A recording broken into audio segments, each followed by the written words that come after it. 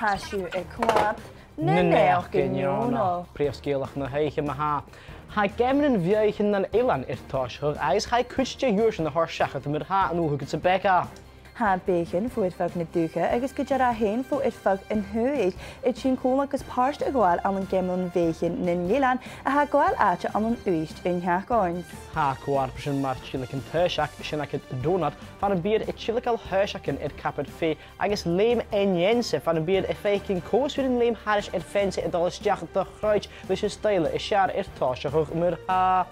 Ha duasin, chai duasin in hort seachad de bheithach a bhó huair fichid a hún tuiseach éis na capad fé agus do rappert a réthe an carabúchan háris fénsa as a cóig troin a gáde. Has na hín getá há dúis is smó, cósúir an tchécal is smó a chuir luch tuiris. Sin na Neònach.